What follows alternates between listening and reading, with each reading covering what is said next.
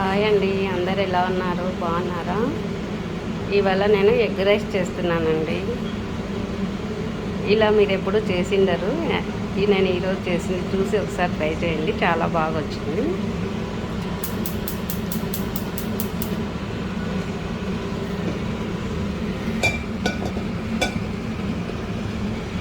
Pan పెట్టుకున్నాను.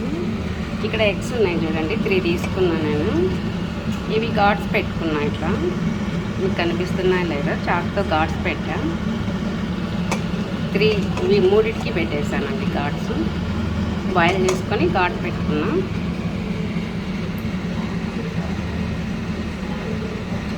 ఇలా ఒకసారి చేసి చూడండి, పిల్లలకి స్నాక్స్ లాగా చాలా బాగుంటుంది టేస్ట్. సాయంత్రం ఏం లేదు అనుకున్నప్పుడు ఇలా ఒక కప్పులో వేసి ఇచ్చేసామంటే తినేస్తారండి పిల్లలు. వాళ్ళకి వెరైటీ ఉంటే చాలు. ఆయిల్ వేస్తున్నాను. సింపుల్ అండి, ఏం లేదు, కానీ టేస్ట్ చాలా బాగుంటుంది.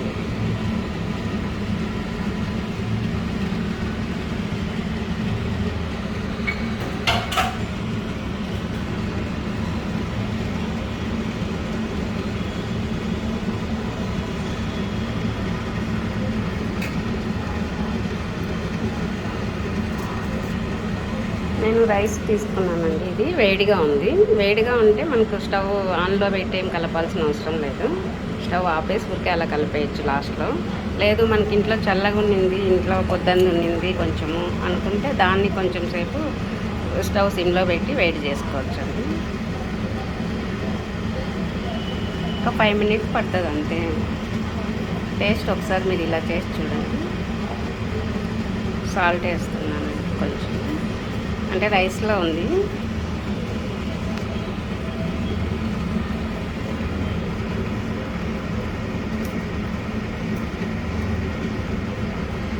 కారం వేస్తున్నానండి. పెప్పర్ పౌడర్ వేస్తున్నాను. అంతే, చాలా ఈజీ అండి. టేస్ట్ అయితే చాలా బాగుంటుందండి. మామూలుగా మనం ఎగ్గు కొట్టి వేసి ఆనియన్ వేసి అలా చేస్తాం కదండి, కొత్తిమీర కరివేపాకు అవన్నీ వేసి మసాలాలు వేసి అలా చేస్తాం కదా ఎగ్ రైస్. ఇలా ఒకసారి చేసి చూడండి. 5 మినిట్స్ కూడా అవసరం లేదండి. ఇది వేడెక్కడానికి అంతా 5 మినిట్స్ పడుతుందండి. ఇప్పుడు ఎగ్స్ వేసేస్తున్నాను. ప్యాన్ వేడెక్కాలి కదా, వేడెక్కిన తర్వాత ఆయిల్ వేయడం ఇంకంతే. ఈ 3 అంతే అండి. పెప్పర్ పౌడర్ వేస్తే చాలా బాగుంటుంది.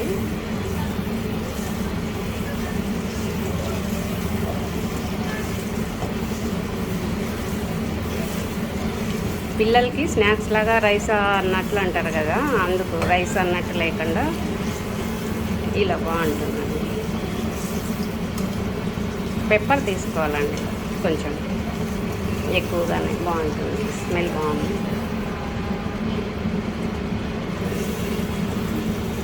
ఇక్కడ ఘాట్స్ పెట్టాం కదా, ఘాట్ లోపలికి వెళ్తుంది. ఎగ్ లోపలికి పౌడర్ మనం వేసాం కదా, కారం ఉప్పు అవి లోపలికి వెళ్తుంది. స్మెల్ బాగుందండి.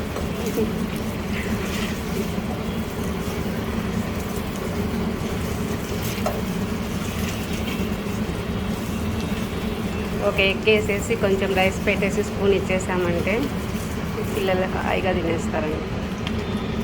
కొంచెం రైస్ వేసేసి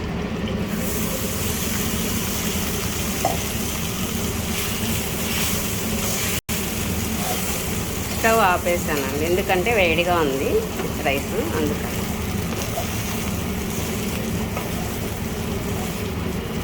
కొంతసేపు ఉండి కలుపుతాను వీటిలో, ఎందుకంటే వేడిగా ఉంది. మనం వెంటనే కలపెట్టామంటే నున్నగా అయిపోతుంది రైస్. అదే చల్లగా ఉన్నదైతే కాసేపు అలా పెట్టాలి. నేను ఇలాగే ఒక 1 మినిట్ అలా ఆపేసి తర్వాత కలపెడతాను. వేడిగా ఉంది కాబట్టి రైస్ నేను అందుకని కొద్దిసేపు ఆగి కలపెట్టానండి. చల్లగా ఉంటే ఏమైంది, వెంటనే కలపెట్టేయచ్చు. స్టవ్ ఆన్లో పెట్టే నేను రైస్ కుక్కర్లో రైస్ ఆన్ చేశాను. ఇది ఎగ్గు బాయిల్ చేస్తానండి. దీంట్లో రైస్ కుక్కర్లో ఇలా పెట్టేస్తే రైస్తో పాటు ఎగ్గులు ఉడికిపోతాయండి. ఎగ్స్ రైస్ తీసి ఇలా కలిపానండి.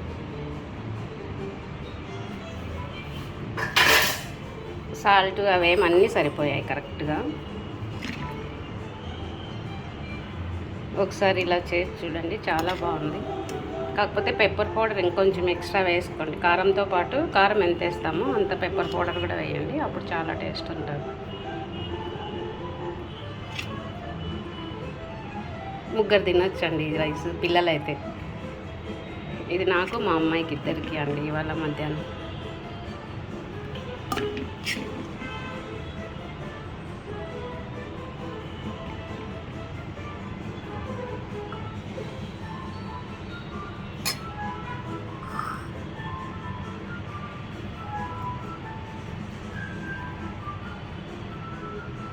ఇక్కడ ఘాట్స్ పెట్టడం వల్ల ఇక్కడ దాంట్లోకి మసాలా బాగా పోదిందండి, చాలా బాగుంటుంది. ఓపెన్ అయ్యి ఇట్లా తీసామంటే బాగా మసాలా లోపల ఉంటుందండి. ఎగ్ రైస్ రెడీ అయిపోయిందండి. ఒకసారి మీరు ఇలా చేయండి, చాలా బాగుంది.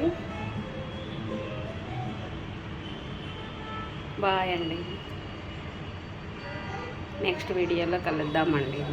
బాయ్ అండి. కానీ కంపల్సరీ చేయండి ఇలా, చాలా టేస్ట్ ఉంటుంది. ఒక 5 minutes అంతే అండి టైం.